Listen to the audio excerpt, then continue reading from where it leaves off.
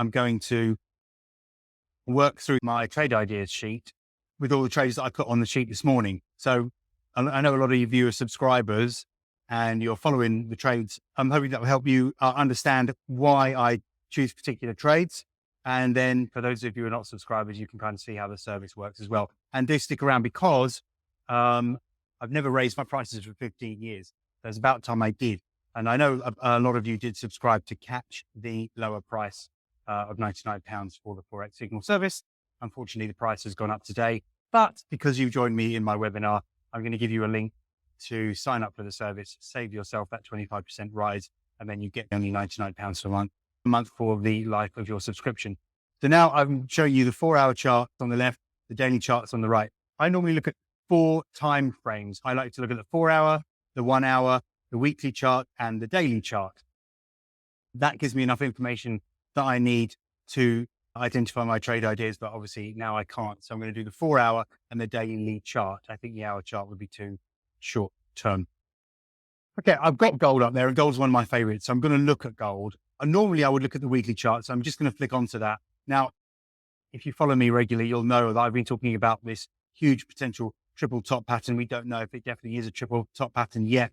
But when I did talk about the third peak, well, we certainly dropped significantly from that third peak. So far, so good. We've actually broken the 100-week moving average, and we're moving down towards the 200-week moving average, which is around 18.15. Wouldn't be at all surprised to see that. That's another 20-point drop. And this has worked quite well.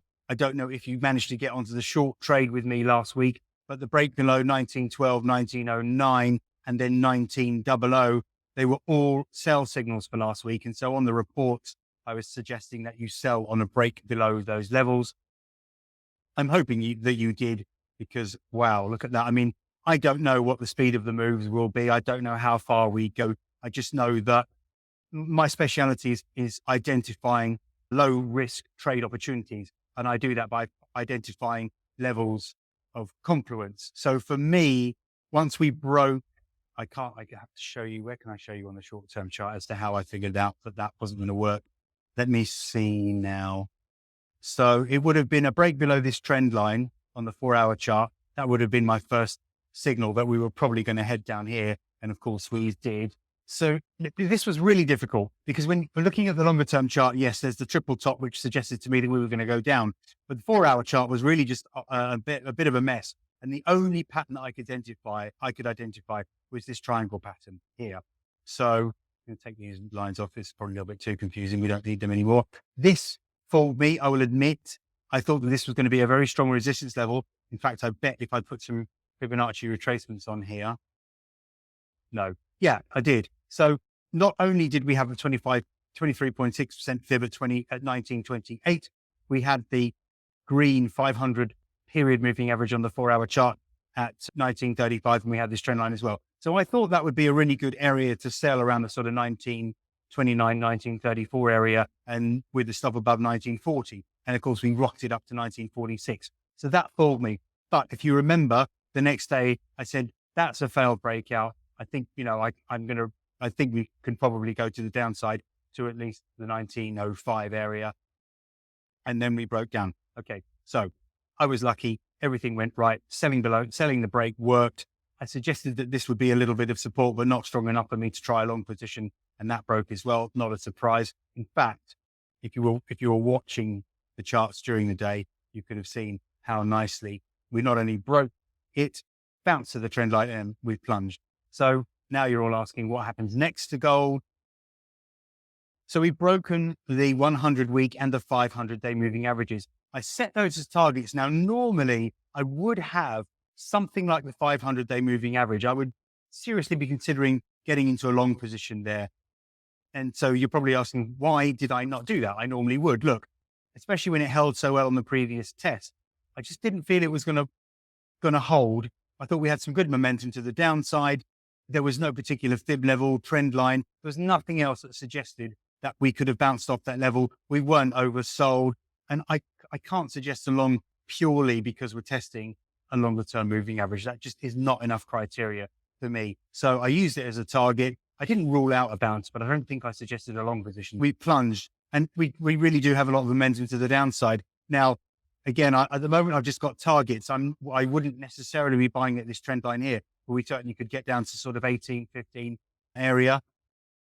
We could test these previous lows around 1806, and it wouldn't surprise me at all to get to 1790. Right now, I am not looking for a bounce in gold.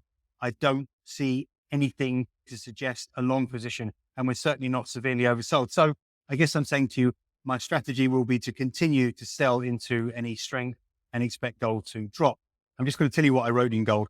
We had a great last week. Okay, we made about up to 500 ticks last week, so that was really good. But rather than go on about last week, let's talk about what I see for this week. I said this morning or last night, there's no indication that gold is about to reverse and turn higher. The close at the low of the week after a significant drop suggests the bears remain in full control.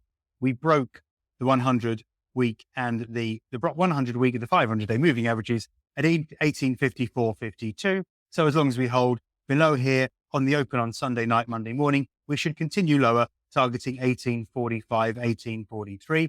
We've certainly done that. What was the high? 1848. Yeah. So if you did follow that and you did sell on the open because we'd held below 1852, 1854, you're looking all right so far today. You're looking at, well, 18, we're down 18 points on the day. So if you've caught some of that move, I'm really happy. Now, I did point out that 1843 area was a 50% correction to the move up from November. I did not suggest a long position there. I said that this level is 50% correction of the whole move up, but I do not see it as a support level. And sometimes I would see it as a support level. And maybe a lot of people seeing the 100, the green 100-day moving average, 500-day moving average combined in the rough area of the 50% fib would suggest that that would be a support level, especially as we're just entering oversold territory. I don't know why. I just didn't feel that that was the case. I said I don't see it as a support level. A break below 1840 suggests further losses to 1835. We've hit that. And 1829.26 this week. Well, I said this week. I didn't expect that to happen all in one go. But it looks like we've dropped yet another 20 points in gold. I'm not suggesting that 1829, 1826 is a support level. Not at all. I think we're going to go to 1818. And I wouldn't be at all surprised to see 1800, 1790. I will decide when I get there whether I think that that could be a support level. I mean, it should do really. I've even got a trend line there. But right now, I can't stick my neck out and suggest that I would be buying there at the moment. I'm just going to have to wait and see how things develop. So that's gold. I hope you've caught that move. If you sold on the break below that sort of 1910, 1900 area and you're still short, A, let me know because I'd be very happy to hear it. And B, well done, because I did basically say that we would fall this far. Silver, I'm not going to spend too much time on, but it certainly does look negative. We have moved to the downside. The break here was the telltale sign. Look, this is on the daily chart, a nice break. Again, this horrible pattern. I can't see anything here giving me any clue as to what would happen in silver. And I mean, horrendous for trading on Friday. We rocketed up. Everything looked so strong, hit this cluster of moving averages and then just collapsed. I don't know what the trigger for that was, but by Friday night, we'd broken the trend line. And that was enough for me to think that we will go down further. Just going to remind myself, what did I write on the report? Where is it now? For anyone that wants to know about silver, I said that silver's broken the 3 months trend line. So that was that trend line there at 22.30. So holding below this level signals a potentially significant losses for this week. So if you jumped into a short on the open, which was below the trend line, you look like you've done pretty well already. Wow. We are down over 60 points. So that's huge. And it's only lunchtime in the UK. I said, if you want to jump into a short position when the market opens, place stop above 22.45. So that's worked beautifully. If you did follow that, I would be happy to say that you've probably done quite well. A break below 22.05 signals further losses as far as 21.40. We've got to 21.52. So that's all worked out. If you did sell silver on the open, as I suggested, with a stop above 22.45, that was a pretty tight stop. I'd say about 25 ticks, not too bad. We've dropped 60 ticks, and I do think that silver will continue lower to 21.40. Well, we're practically there. But look, we probably have a much more significant move to the downside in silver. I don't see any reason why this market's going to bounce at the moment. Here's what I normally do. I've got to chuck a trend line on there. Oh, I didn't even have that trend line on this chart, but I'm pretty sure I had that last week, which was another reason why I suggested a breakdown would be the sell signal. But look, the fact that we've broken this trend line goes all the way back. It's a year old. That is a significant trend line that held so well. 1, 2, 3, almost 4, 5 touches, and then the break. So it really is a powerful trend line. And when a trend line like that is broken, you've got to take it very seriously and suggest that we're going to see further moves to the downside. 2183, I had that as a level. I had that as a target today. Yeah, 2183, 2180. So again, I used the 50% Fibonacci level as a target and not a support level. Why did I do that? Don't really know. I kind of just had this feeling that we were going to go. We'd consolidated up here. We'd broken all the moving averages. We'd broken the trend lines. And I just thought we're going to have a lot of momentum to the downside. So I used that 50% fib as a target this time and not as a support level. You can see we've got a lot of momentum to the downside. On the slow stochastic at the bottom there, we're nowhere near a severely oversold situation. And even when we do get severely oversold, I've got a feeling we're going to stay oversold for quite a long time, because I think this is developing to something of a bear trend, probably triggered by the market's realization. And I don't know why it's taken so long, but the markets finally realize that the Fed is going to hold rates higher for longer. Okay, I didn't want to spend too much time on silver, but there you go. So look, for me, silver, if you're short silver, if you manage to get onto that short position from this morning's analysis, realistically speaking, if you really fancy a gamble, 2090, 2080 to me looks like a reasonable target. I see no reason why the market will bounce. I wouldn't suggest selling it here necessarily, because your stop does have to be above 2230, realistically speaking. You know, we could easily bounce to the break point and then go down again. So selling it mid-range isn't what I would suggest. But if you did sell it this morning, as I wrote in my report, you've done well. Now, I'm actually going to go through my trade sheet, which I can't show you, unfortunately. So the first trade I've got is the Canadian dollar, Japanese yen. Let's get that chart up. Now, I haven't actually looked at these today. So the first sell, if you're in the group, then you'll be able to see the trade sheet. But if you're not, I'm going to tell you that the first trade I had on the sheet was CAD yen, sell at 110.30, 110.50. Now, I kind of explained this to you in the group already, but I'm going to quickly run through it again on the chart. And I'm going to show you, if you didn't put the trade on, why I suggested selling into a short. I need the weekly chart. So now there was a bit of a confusing period. I don't mind admitting when I get confused. We had the previous high from last year up here with a big red candle, and we retested it and then dumped. So we had a bit of a double top here, as you can see. And that pattern really worked out well for us last year. So when I saw us approaching this area, I knew it would be critical. 110.52, yeah, if I remember correctly, was the level. 110.52 was the high. I suggested a break above there, above 110.85 would be a buy signal, and we would continue. I thought we would then resume that sort of longer term uptrend. Well, certainly longer term uptrend from 2020, a 3-year bull trend, nearly 4-year bull trend is certainly significant enough for me. But on Friday, we spiked up, and then you can see the gravestone doji formation on the weekly chart, long upper wick, close near the open of the week. That was a warning signal. That shouldn't happen in a bull trend. The sellers shouldn't come in. And more importantly, as I wrote in the report yesterday, I posted a load of charts, bearish engulfing candle. This is formed when you get a new high. You can imagine the bulls are happy. The market opens on Friday, new high. We'd already broken above the 2022 high. You're going to be feeling very confident as a bull in a long position. As I know, and I admit I got us into a long position. I absolutely thought that was going to be a move higher. Fortunately, I do keep my stops tight, and we were stopped out of the long position. But look, we've got a bearish engulfing candle here. So the body of the candle engulfs 1, 2, 3, 4 of the previous day's candles, for the price action from 4 days. I think it is significant. We've tried a little bit of a rally today. We got up to 110.35. Now I had a sell level on there. What did I have? What did I say? 110.30, 110.50. So if you're not a subscriber, I give a little 20 pip range where I suggest entering the position, because obviously I don't know the exact pip where we're going to reverse. So identify the level, and I give us a bit of leeway so that you don't try to second guess what I'm writing in a bout of FOMO. You get in too early. If you get in within my 20 pip range, I mean, it's usually pretty accurate. If hopefully my subscribers, but if you disagree, let me know and I'll try to improve the service. But anyway, in this case, we peaked today 5 pips into the trade. I'm going to try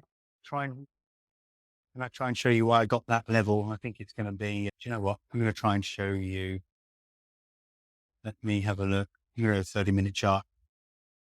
So I already had it into my head. I've got the sell signal from the candles, which I don't often take sell signals from single candles, but the fact that we'd failed to close above the 2022 high, we've got the gravestone doji on the weekly chart, we've got the bearish engulfing candle on the daily chart. I can't ignore something like that. That is a signal to me that I have to take into account. Then I put my fib levels on here, and I just saw that this sort of 1024, 1042 range would probably be where we would peak. We had the little swing lows here from just before that spike higher. I don't know. I just, for some reason, thought that that would work. So I put it down as 110.30, 110.50. I hadn't even looked at the 30-minute chart. It was actually the hourly chart that I had on my screen. So I can't, and maybe it was the moving averages as well that convinced me that we would hold within this range. Anyway, fortunately, I was right, and that has worked. Okay. I'm going to go back to the 4-hour chart on there. So this is looking like a good trade. Now, so we do have some quite significant downside potential for this. What can I say? So I would put a second set of fibs on here just to give me some targets. This is not to find support levels. I do use my fib levels to find support levels, but for me, I think it's going to be a target. Now, look at that, 23.6% fib. I've taken that from that last leg up from that big dump, and it's around the 38.2% fib. So I kind of like it when my fibs match 38.2% fib. I also quite like it when they match around the 61.8, but I can't find a level there that I would choose. So I'm only going to put these on. You can see that the first reasonable target for the short at 110.35 is around the 109.55 area. Ties in quite nicely with this swing high up there at 109.49 and the swing low down here at 109.20. So what do I decipher from that? 109.50, 109.40 is a good target. If you want to take a quick profit on this, that would be 85, 90 pip profit. I mean, that's a pretty decent profit for a trade. If we manage to get down there, we could bounce, but I wouldn't try long. There's a strong chance we'll bounce on the first test. But what I'd rather do now, because I think the trend is reversing, I'd rather sell into the bounce rather than buy on the dip, which kind of goes against what I would normally do. I'm a trend follower, so I'm looking for support levels in a bull trend to buy. And the reason I'm not doing that this time is just because of these quite negative signals: gravestone doji, bearish engulfing candle, failure to break above the 2022 high. So I'm now on sort of red alert that we might be having a trend change. What I would like to see then is if we do hold 109.50, if we build some sort of topping pattern, a small double top would work for me. That's something I'm going to have to just wait and see what develops. Okay, moving on to the next trade. I have got a suggestion of a sell below 109.90 to go into a short position. That's purely because Friday's low of the bearish engulfing candle was 109.95. We haven't broken that yet. We've traded down to 109.92. So a break below 109.90, I would suggest, could accelerate moves to the downside to at least 109.50. But if you're looking for a longer term swing trade, I put 108.70 as my lower target. That's 20 pips above this 38.2% fib. And you can see we've got some price action here backing up the fact that that's probably a support level. So I've chosen a level that's 20 pips above there. I don't, it might be a bit unrealistic to expect to go all the way to 108.50. But if we get down there, 108.70, we are looking at, 165 pip profit. That would be phenomenal if we could get it. I'm not saying we're going to go there in a straight line. We could have a little bit of a bounce off 109.55. Okay, if I'm going too fast, I know I talk real fast when I get into this, then tell me to slow down. I'll deal with some questions. Zoe, New Zealand dollar yen. Can you explain the short and where to put the stop loss? Yes, I can. I'll move on to that now, actually, because we're looking at yen pairs. Just let me have a look at the other questions. I'm interested to know how you use your RSI and what settings do you have on it, because it seems to look different on mine. That will be because I don't have the RSI. I use the slow stochastic. I spend a long time going through oscillators, and I can't even remember now, it was so many years ago, but I did look at RSI. I looked at lots of different oscillators. They basically all work the same way. I looked at MACD and everything. And I studied them quite hard, I think. But for me, the slow stochastic works. I think I'm just used standard settings on my slow stochastic. I don't think I've altered them. I can have a quick look just to check analysis properties. There was a time when I was changing them. But I realized I was just I was getting far too technical. They didn't need to be refined. So I think I'm pretty much used just the standard 10 and 3, percent K 10 period, percent K average period 3. So yeah. 10, 3, 3, I'm pretty sure is a standard measure. So that's what I use for my slow stochastics. I just find that they don't react quite as quickly as the RSI. I just find them a little bit more reliable. So try them and see how you get on. So there is the New Zealand dollar yen. So it's all down to this one trend line. There you go. So you can see from the monthly chart, this is this is my, worst nightmare of a market. This has been going on since 1980. Now, obviously, there are opportunities on shorter term timescales, but this really is, something that I don't work well with. Now, that's where I've got that trend line from. So we are basically in one massive triangle pattern for the last 2 decades, and we're testing that upper trend line. I don't think there's a Fibonacci level there, but I should actually check, shouldn't I? Yeah, I really should check that. So now, call me crazy, but I'm actually going all the way back to 1970. No, there isn't a Fibonacci level there. Can't help myself. Sorry. I've got to just do this. Yeah, no, there isn't. Okay. I would probably take one from here. If you've seen me do this before, I'm sure, the way I break down my fibs. Okay. Right. Let me go back to reality, back to today, daily chart. So that is the big trend line. Now, I suggested that we sell the trend line. It's pretty basic. It's not, it's not difficult technical analysis. On the daily chart, I need to blow this up a little bit. I was purely suggesting, now I got in too early. I probably should have waited. Well, I definitely should have waited. The thing is, we were down around 88.50 when I saw this massive trend line. And because we had the peak from earlier this year at the trend line, I was getting a little bit too eager to get in around 89.50. And I didn't expect us to spike up to 90.20. But of course, you saw it on the monthly chart. I'm just going to show you on the weekly chart. I mean, you could, even on the weekly chart, it's barely a blip above the trend line. And on the week, we closed below the trend line.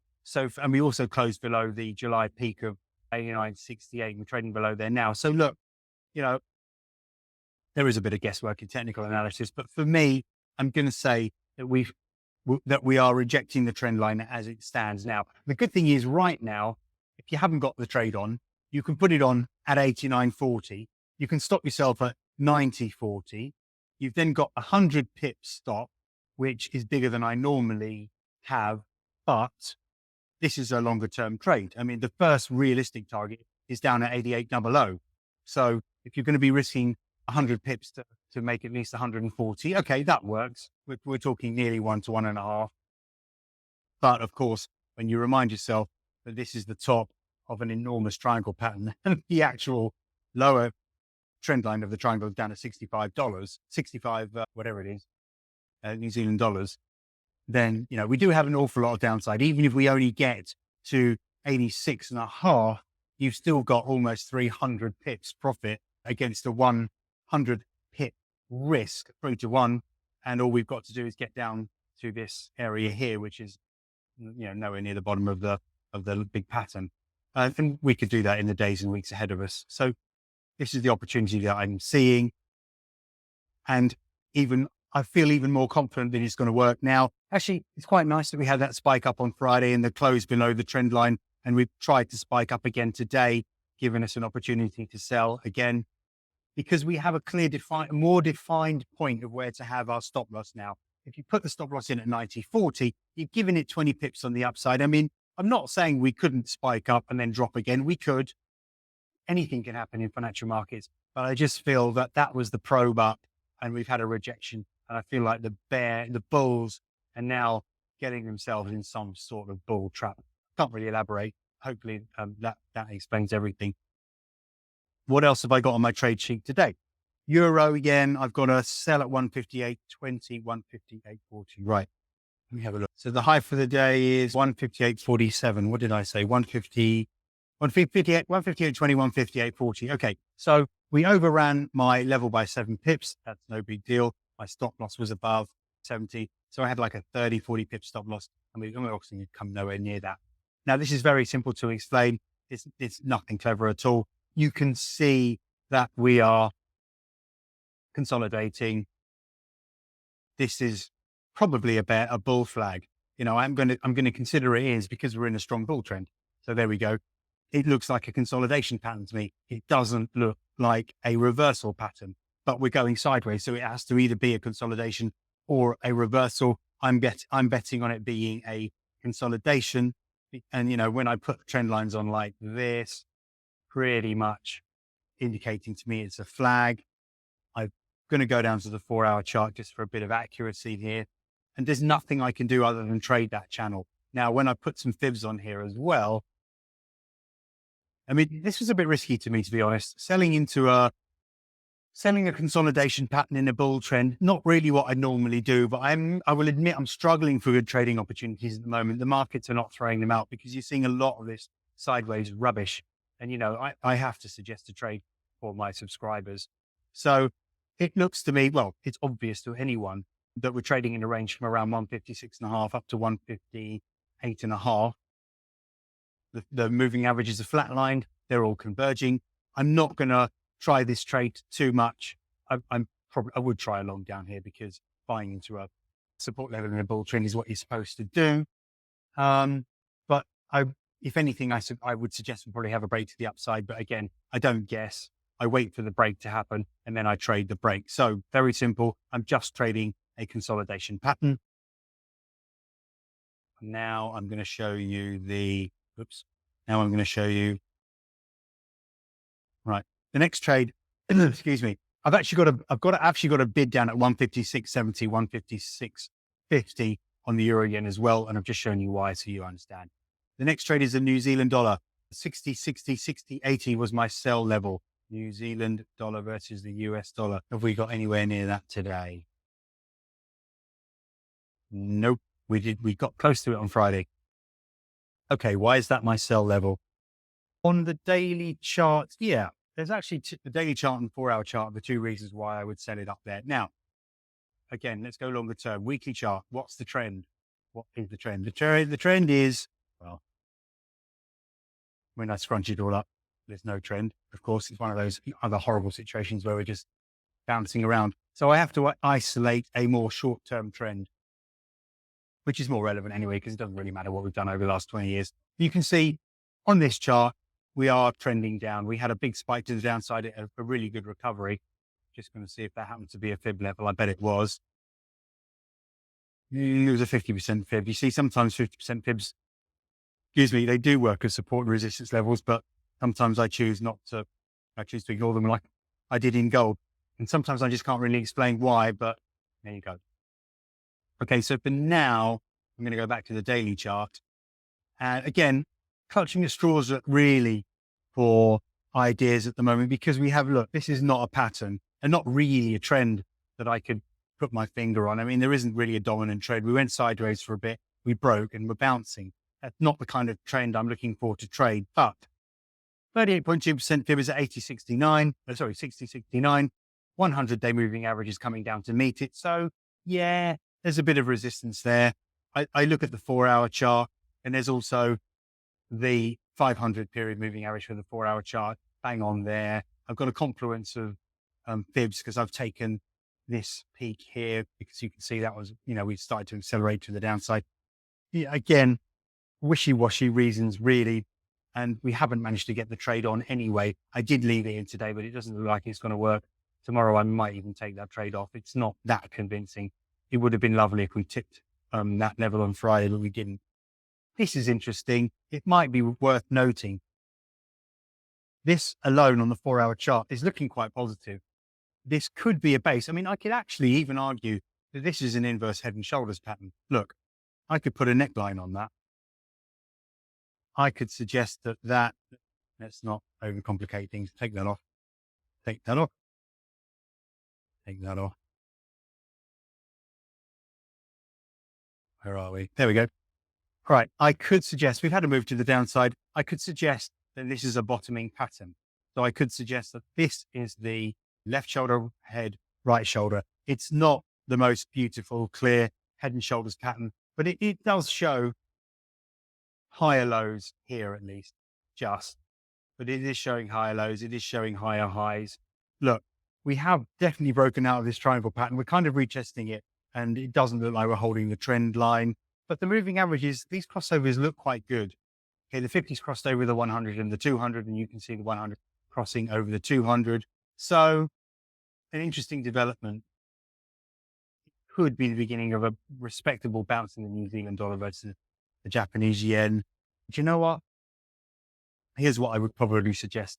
If you think that that is the case, and you think that this could be the beginning of a nice little recovery, look, this is a trade idea for you. 61.8% fib is at 59.30. We've got the confluence of moving averages here as well. And by the time we get there, which would be sort of this area, you could have a nice tight stop below the trend line of 59.20. So you could really be buying it sort of 59.35, 59.25, stop at 59.10. You've got a 15 pip, 20 pip stop. And then if you're right, this could be something that you could run up, certainly to sort of 60 area at least, which would be a pretty tasty trade, wouldn't it? There's a potential 130 pip profit for a maybe 15 or 20 pip loss. I kind of do this all the time. I see trades from nowhere almost, but look, I think that's actually a realistic trade. So there's two trades there, but as I say, they're not rock solid ideas. Okay. The next one I'm going to move on to is the Aussie dollar. Oh, before I forget, I'm going to give you a link if you're not subscribed, because I promised you the opportunity to do this. Yeah. As I said, my prices have risen by 25%. I haven't raised rates in for 15 years. So I think it's about time I did, but I want to give you the opportunity to subscribe over the next 24 hours. If you want to get these signals every day, I'm going to give you a link. Aussie dollar. I had a sell level at 65.10, 65.30. Let's have a look at that chart. Where are we, Aussie dollar? No, I don't think we got anywhere near that today. No, we didn't. Again, daily chart. We are in something of a bear trend. I can certainly argue that. I think you can see that. Or,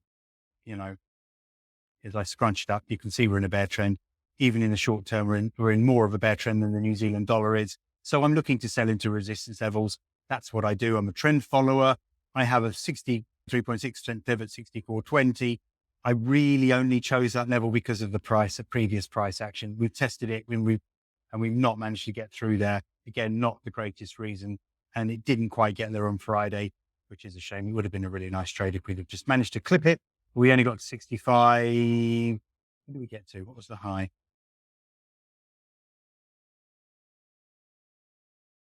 65.01. Okay. Not close to the level. What did I have? 65.10. Okay. Moving along. Euro US dollar. I have a trade in there, which today is a sell at 105.95, 106.15. I had that in on Friday as well. Now that got triggered. What was the high on Friday? 106.16. Okay. So we overran by my level by 1 pip. I think you'll forgive me for not being more accurate than 1 pip. Certainly gave us the opportunity. I suggest scaling into my trades across the range. That's why I give a 20 pip range. I don't know exactly where it's going to reverse. You've seen that sometimes it will reverse at the lower end of the range, sometimes at the higher end of the range. In this case, it reversed at the higher end of the sell range, which would have allowed you to have got all your orders executed if you had scaled in across there. And I do suggest just scattering 2, 3, maybe even 4 orders within that range to attempt to get at least some of the order executed. We all have that FOMO thing where we get in too early. So by giving you a 20 pip range, I'm hoping that you don't get that FOMO thing where you think, oh, it's not going to hit his level. but I think 20 pips is wide enough if you scatter some orders within there. And then the stop I had at 106.30. So it was only 15 pips above the upper limit of my range. Really tight stop. My targets are 105.55, 105.10. Looks like 55 has been hit. We've been down to 30. So yeah, nice trade. You would have had to run over the weekend. Not ideal. I don't always suggest that people run trades over the weekend. Why did I suggest that trade? Let's have a look. So the Euro US dollar is usually one of my favorite pairs, but it's been pretty horrible for most of this year. This surge up and then a collapse wiping out all the gain, another surge up, collapse wiping out most of the gain. This really has been too tricky and no decent trend, no decent pattern. Even candle formation is not clear. So I've isolated, we're clearly in a downtrend since July. That's the trend that matters to me. Now, I'm going to quickly go over to the 4-hour chart to show you why I chose that level. Hang on. I need to show you my fibs. So I took a fib low, a swing from the fib low September of last year. I've taken it up there. You can see that we have a 38.2% fib at 106.10. So that was my target and support on the downside. We were buying in there last week and that did actually work. We bought in around 106.20, 106. Oh, it was here, wasn't it? Yeah. So we did get a bounce. We bounced off 106.20, 106.00. We got up to 106.70. So we hit the target on that, but it didn't work the second time and we've collapsed. The support became resistance, and that's why I was happy to sell into that area on Friday. The peak was at, I said, 106.15, 16, bang in our level. So we had the confluence of the fib levels, which I had used as support. They're now resistance. We had this trend line joining these two lows here, which again, I'd used as support, and it's now resistance.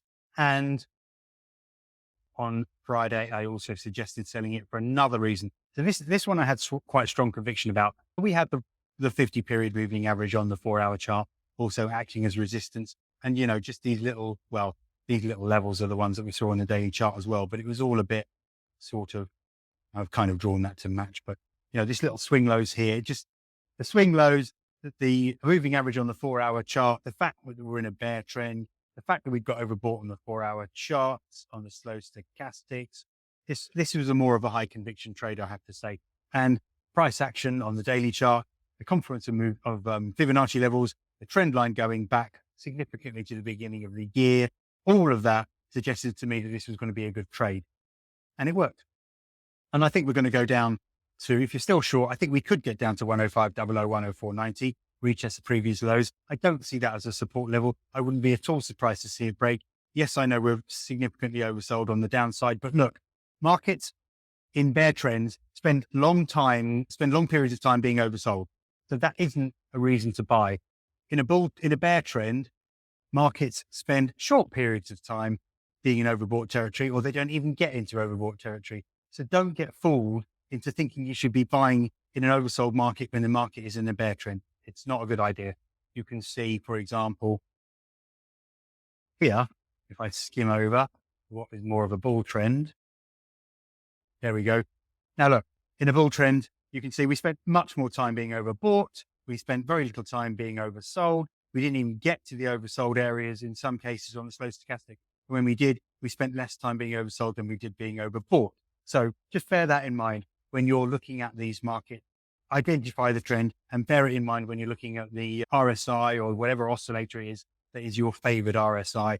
When we start spending more time in oversold territory, it probably tells you that we're in a bear trend. Although, of course, you don't need that oscillator to tell you we are in a bear trend. And my point being, I think we can break to the downside. I think we can break 104.86 and head down to other targets in the region of 104.50, 104.40, 104.00.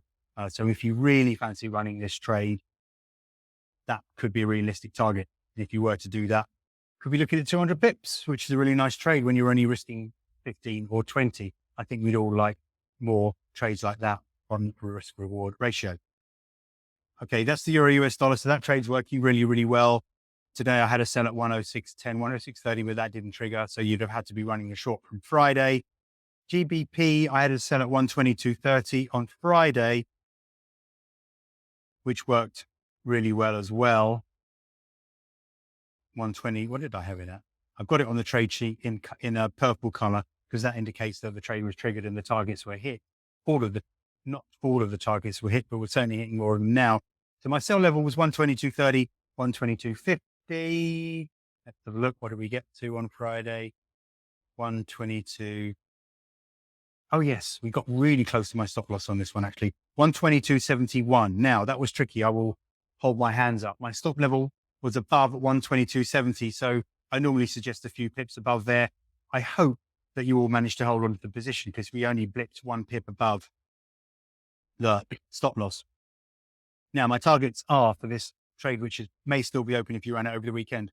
121.80, that's hit. 121.50, that's just hit as we speak.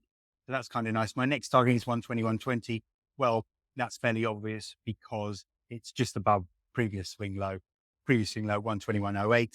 I put my next target in at 121.20. If we hit that, we've got 100 pip profit in the bin for that trade, or a 25 pip or 30 pip potential loss on the stop. So again, another nice trade. If we can hit that, we've got that something in the region of 3R, I think, on that trade. And I think we will. Again, pound looks weak. I don't see any support levels coming up that I would be prepared to buy at least. We're about to test the 38.2% fib. When you take the swing low from September last year, when was that? Was that when that trust debacle happened? I think it was. And we just seem to be trending down. We held nicely at this support level, which I wondered whether we would bounce off. And we held it and then broke. And so then we had our sell signals, and I think we've done all right with this, selling breaks. Oh no, actually, I've got to be honest with this. I'm a bit disappointed with my performance on this one. I should have been more aggressive about getting into shorts. I should have been more aggressive about selling on breaks rather than selling on a bounce, because we really haven't bounced very much. So I feel, I'm kicking myself really. I should have done a lot better. I should have been selling on breaks below previous lows or whatever. For last week, I had sell levels, yes, but we didn't bounce enough to hit the sell levels. So I'm a bit upset that I didn't catch that nice move to the downside. Even though I was telling you to sell, I should have been better, let's say. Right, what else have I got on the trade sheet? I'm running out of time. I've only got 6 minutes. Today, I had my sell level per GBP at 123.40. We got nowhere near that. I've got 2 more trades to show you. Aussie dollar CAD. Let's have a look. Whoops. Aussie dollar CAD. Now, hang on. I managed to stop recording then. And I tried to click the Aussie dollar CAD. Okay, what did I have on here? My trade today was selling 87.85, 88.00, and we're nowhere near that, are we? No, we've only got as far as 88.44. Okay, so I won't bother to go into that. I've got a sell level because we are in a bear trend. Obviously not maybe aggressive enough. If was to throw some fib levels on here, I'm guessing you'd probably tied in somewhere around fib levels. Yeah, 87. What did I say? What? 87, 85, 88.00. Yeah. Okay. So it basically is the fib level coupled with some swing highs. So my stop is above the swing high. We've got the 100-day moving average heading down towards it. Again, not the most convincing, if I'm honest. There's probably a trend line there as well, actually. Is there? No, not really. No, we broke above the trend line. I would try it because we're quite a steep bear trend, and that's a good bounce in the bear trend with some previous swing highs and the moving average and everything else I've said. Again, not the most convincing trade, but you have to sell into resistance in a bear trend when we're about to test the 100-day moving average, don't you? You just have to try that one. Okay, I've got like 5 minutes to do the next Euro Aussie. I've got here a sell at 164.70, 164.90, and then it got stopped. Yeah, okay. Yeah, my bad. I've got I didn't get a good level on that. 164.70, 164.90, and I had my stop at 165.15. We've been up to 165.18. So fair enough. If you had a stop 3 pips above my level, you would have been triggered on that, which is unfortunate because we have turned around and gone down. Again, not the most convincing trade idea, probably. Just trying to remember why I chose it now. Let me throw some fibs on here. So I'll tell you why it's difficult for me. We are in a longer term bear trend, and I stick with the longer term, but we are in a deep correction at the moment. And we must have broken a level for me to have decided that I should be selling it. Let me see if I can find that level. Yeah. Okay. We broke with the, we spiked below the 23.6% fib. I think we broke the 100-day moving average. That was what convinced me that I should actually be getting short. Now look how beautifully the 100-day moving average held. 1, 2, 3, 4, 5, 6, 7, 8, 9, 10. 10 days in a row. And it was actually, the market kissed it. 1, 2, 3, 4, 5, 6 days. We hit that and bounced. And then bang, big red candle on Thursday. So that's convinced me that we've broken down. We even broke below the 23.6% fib, although we did break back up again. But I decided that we're probably going to see further moves to the downside. We've tested the 100-day moving average on the bounce. It looks to me like we're probably going to trend lower. And there we go. There was a 23.6% fib. So I thought I should be getting short there, but it's gone further than I had expected. And there's not really much else I can say here, I don't think. Yeah, there's your trend line as well, lending weight to that resistance area. Probably I should have had my stop above the 500 period moving average on the 4-hour chart, but it just would have looked too wide for me. So, do you know what? I still think we're probably going down, but sometimes I do that. Sometimes I get stopped out just before the market reverses. Happens to us all, and it even happens to me. Right, I think we're going to run out of time. Thank you so much. Hope everyone enjoyed it. Subscribe before the price goes up 25%. And some people stay with me for years, so you could save yourself quite a lot of money. Okay, I think that's everything. Thanks so much, guys.